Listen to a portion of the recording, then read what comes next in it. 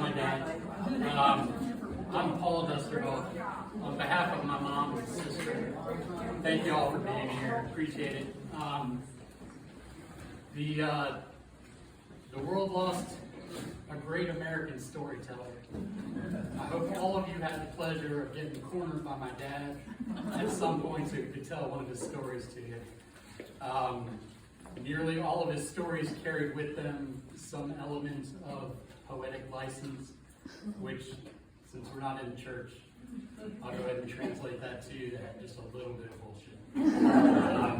It was always to make the story good. I heard most of his stories.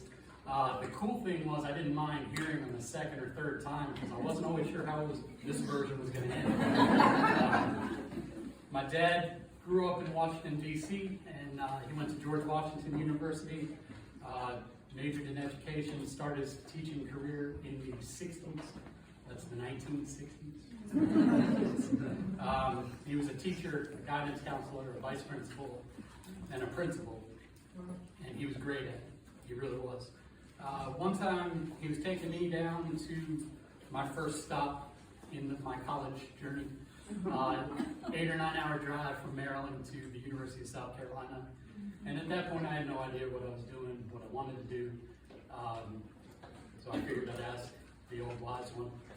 And after my second change of major, I was like, Dad, if you weren't teaching right now, what do you think you'd be doing?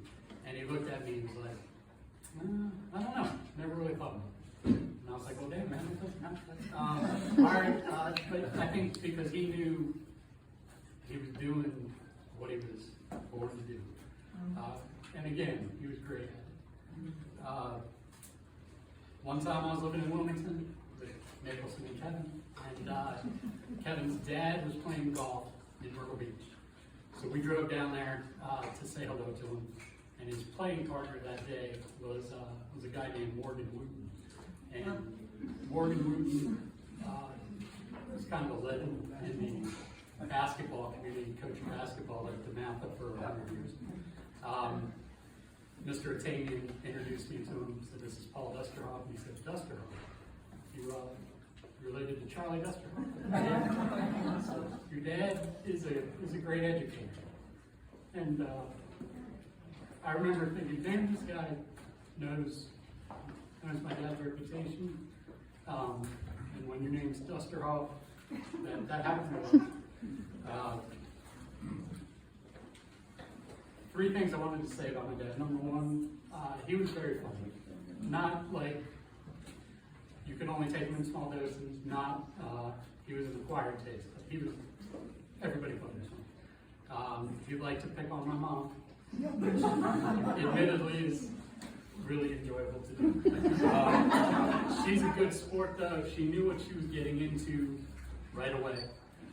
They had been dating a little bit, had gone on a few dates, and my mom was planning the 25th wedding anniversary party for her parents.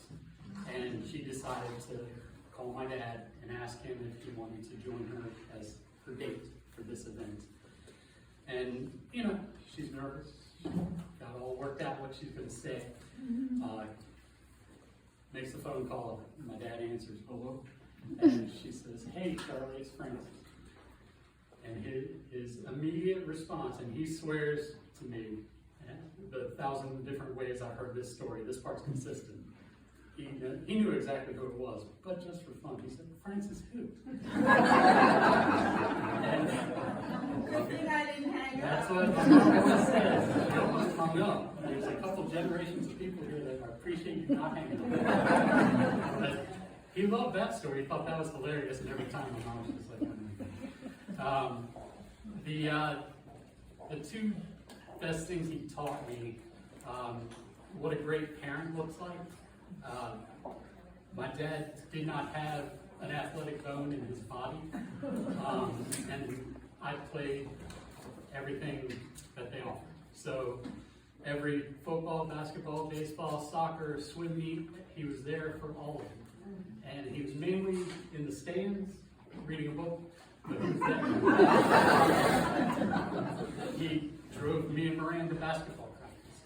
He did all that stuff every time. Did not care about sports very much, but drove me and Kevin and Laguna up to Cooperstown, New York, to the Baseball Hall of Fame. I wanted to see Michael Jordan play. He took me to a Bulls Bullets game back in the day, so just always there. I knew I could always count on him. I know my sister felt the same way. He also taught me not to judge a book by its cover. I lived a life in my 20s unlike anything my dad knew. I worked at bars, nightclubs. My dad came to visit me in Wilmington one time, and I can't remember the occasion. It was just him, and then he and I were going back to Maryland.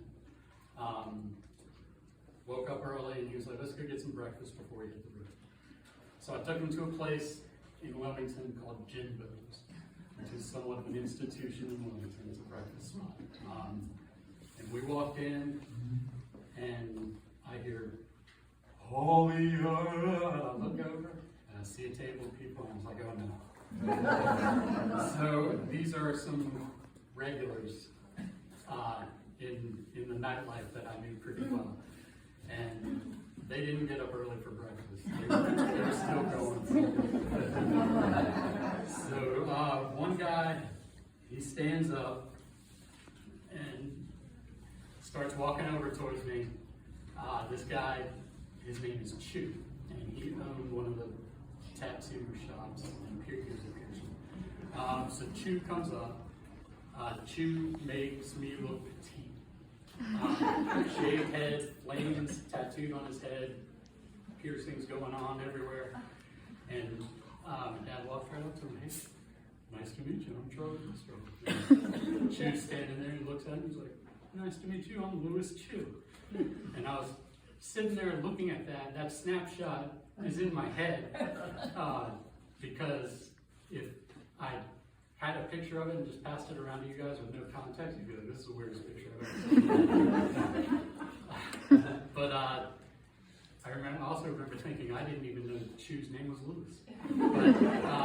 But he did not care what you looked like, what color you were, what language you spoke.